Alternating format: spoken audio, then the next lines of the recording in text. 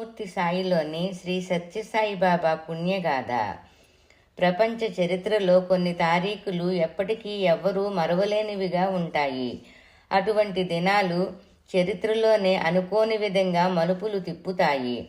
అటువంటి రోజే అక్టోబర్ 20, 1940వ సంవత్సరం. ఆ రోజు ఆదివారమైన ముందర దసరా పండుగకు ఎక్కువ దినాలు సెలవులు ఇవ్వడం వలన స్కూలు పెట్టారు.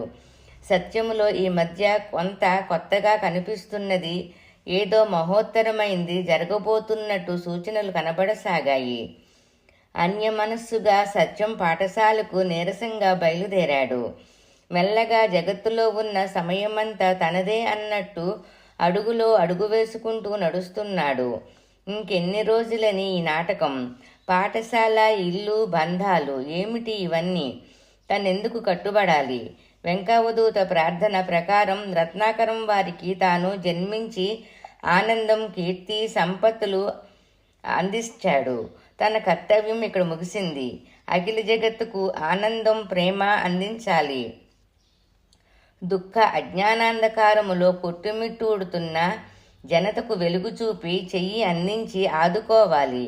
ఇక నాటకంపై తెర దించాల్సిందే అనుకున్నాడు బాలసాయి.